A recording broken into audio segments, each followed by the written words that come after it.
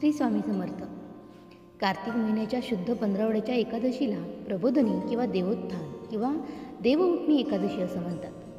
भगवान विष्णूंच्या जागरणाशी संबंधित असलेली ही एकादशी पुराणांमध्ये सर्वज्ञात आहे. भगवान विष्णू आषाढ महिन्याच्या शुद्ध पंधरवड्याच्या एकादशीला झोपतात आणि 4 महिने झोपल्यानंतर प्रबोधनी एकादशीला ते जागे होत असतात. भगवान विष्णू जेव्हा झोपत नाहीत किंवा जागे होत नाहीत, परंतु भक्तांचा असा विश्वास आहे की पावसाळ्यात विष्णूच्या रूपामध्ये अवतार घेतलेला सूर्य ढगांनी झाकलेला असतो. तेव्हापासून तो ढगांपासून मुक्त होईपर्यंतचा 4 महिने भगवानांची झोप चालू असते. याला आपण चातुर्मास व्रत असंही म्हणतो.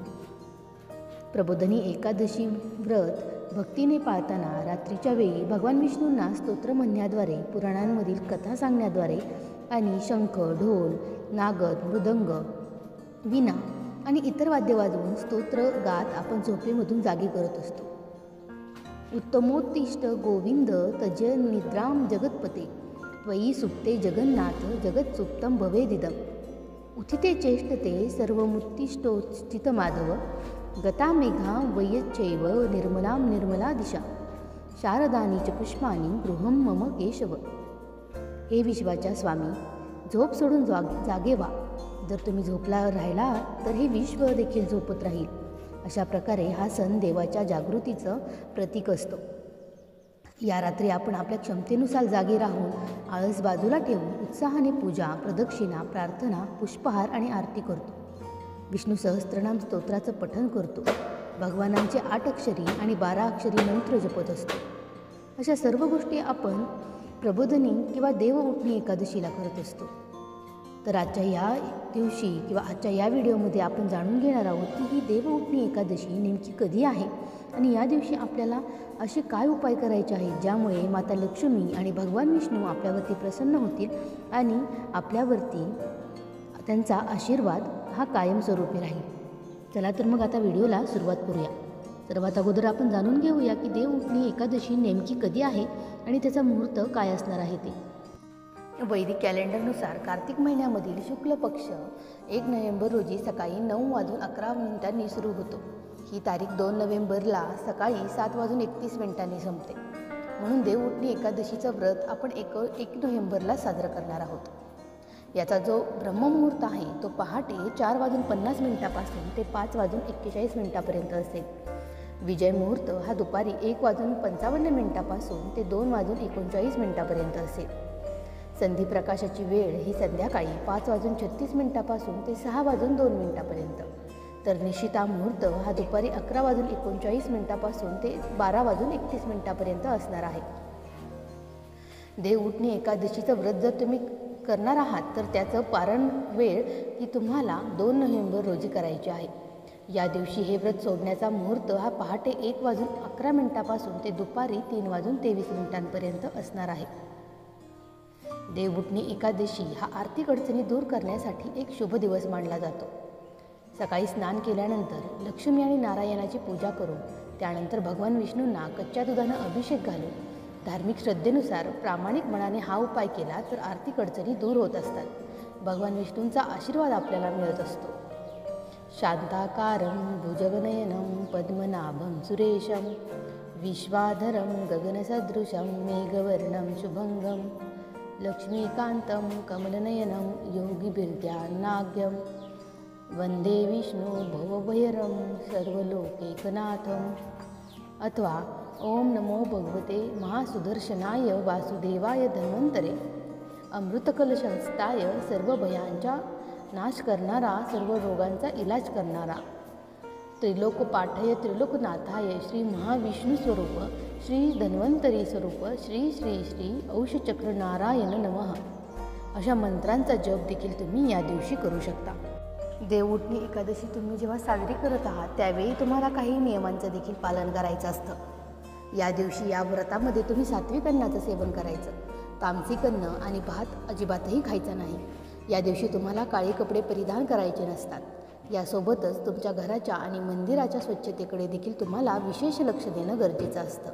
कारण देवी लक्ष्मी ही स्वच्छ ठिकाणी राहत असते. द्वादशी तिथीला आपण उपवास सोडणार आहोत आणि उपवास सोडल्यानंतर मंदिरामध्ये किंवा गरिबांना अन्न, पैसे तुमच्या क्षमतेनुसार तुम्हाला दान करायचं असतं. धार्मिक श्रद्धेनुसार आपण या वस्तूंचं जर दान केलं तर आनंद आणि समृद्धी वाढते आणि तुमच्या आयुष्यामध्ये कोणत्याही गोष्टीची कमतरता भासत नाही. आता ह्या सर्व गोष्टी जाणून घेतल्यानंतर आपल्याला एका मुद्द्याकडे वळायचं आहे, ते म्हणजे तुम्हाला या दिवशी काय उपाय करायचे आहेत ते, जेणेकरून माता लक्ष्मी आपल्यावरती प्रसन्न होईल. चला तर मग वेळ वाया न घालवता आपण आता सुरू करूया की या दिवशी तुम्हाला काय उपाय करायचे आहेत ते. देवउठणी एकादशी ही खूप खास एकादशी आहे. ही तिथी कार्तिक महिन्याच्या शुक्ल पक्षाच्या 11व्या दिवशी येत असते. ही एकादशी वर्षामधील सर्वात महत्त्वाची एकादशी मानली जाते, ज्या दिवशी भगवान विष्णू योगनिद्रेमधून जागे होतात आणि विश्वाच्या निर्माता म्हणून त्यांच्या जबाबदाऱ्या पुन्हा स्वीकारतात. आणि या जागरणानं त्यांच्या चातुर्मासाचा शेवट होत असतो. देवउठणी एकादशीला देवोत्थान आणि प्रबोधिनी एकादशी असं देखील म्हटलं जातं. त्यामुळं धार्मिक मान्यतेनुसार हे व्रत पाळणाऱ्यांना त्यांच्या सर्व पापांपासून मुक्ती मिळत असते, जीवनामध्ये सुखशांती येत असते. त्यामुळं या दिवशी जी व्यक्ती पूजा आणि उपवास करते त्यानंतर त्यांना वैकुंठ धाममध्ये स्थान मिळत असतं. या दिवशी तुम्ही प्रार्थना आणि विधींसोबत काही विशेष उपाय देखील करायचे असतात. त्यामधील सगळ्यात महत्त्वाचा उपाय म्हणजे तुळशीचा. देवउठणी एकादशीच्या दिवशी तुम्हाला तुळशीला एक वस्त्र अर्पण करायचं असतं. त्यामुळं तुळस प्रसन्न होईल, तसेच भगवान विष्णू आणि देवी लक्ष्मीचा तुमच्यावरती आशीर्वाद राहत असतो. या दिवशी तुम्ही पिवळ्या धाग्याला 11 गाठी बांधून तुळशी देवीला अर्पण करू शकता. या दिवशी तुम्ही तुळशीला कलावा देखील अर्पण करायचा असतो. तुळशीला कच्चे दूध अर्पण केलं आणि दिवा लावून आरती देखील करायची. यासोबतच तुम्ही भगवान विष्णूला 5 तुळशीची पानं देखील अर्पण करा. मात्र ही तुळशीची पानं तुम्ही आदल्या दिवशीच तोडून ठेवायची असतात, कारण की एका दिवशीला आपण ही तुळशीची पाने तोडू शकत नाही. भगवान विष्णूंना अति प्रिय असलेली तुळस आपण त्या दिवशी पाने तोडून नाराज करू शकत नाही. मान्यतेनुसार देवउठणी एकादशीला हे 5 उपाय जर केले तर भगवान विष्णू, देवी लक्ष्मी आणि तुळशीचे आशीर्वाद आपल्याला मिळत असतात. यासोबतच तुम्हाला काही ठिकाणी दिवे लावायचे असतात. त्यामधीलच सगळ्यात महत्त्वाचा म्हणजे तुळशीसोबत तुम्ही अन्य ठिकाणी देखील हे दिवे लावायचे असतात. मुख्य दरवाजाच्या दोन्ही बाजूंनी गाईच्या तुपाने भरलेले दिवे लावायचे. यामुळे घरामध्ये सकारात्मक ऊर्जा येत असते आणि तुमच्या घरामध्ये शांती आणि आनंद हा टिकून राहत असतो. यानंतर तुम्ही जो दुसरा दिवा लावणार आहात तो म्हणजे पिंपळाच्या झाडाखाली लावायचा. पिंपळाच्या झाडाखाली दिवा लावला आणि त्याला 60 प्रदक्षिणा घातल्या तर तुम्हाला कर्जमुक्ती मिळत असते आणि आर्थिक लाभ होण्याची देखील दाट शक्यता असते. या दिवशी आपण सकाळी लवकर उठून स्नान करायचं आहे. स्वच्छ वस्त्र परिधान करायचे असतात. घर आणि पूजास्थळ स्वच्छ करून पूजास्थळावरती गंगाजल शिंपडा. व्रताचा संकल्प करा. मी भगवान विष्णूंची कृपा आणि मोक्षप्राप्तीसाठी प्रबोधिनी एकादशीचं व्रत करतो किंवा करते. पूजास्थळावरती आपण एका चौकीवरती स्वच्छ वस्त्र पसरायचं आहे.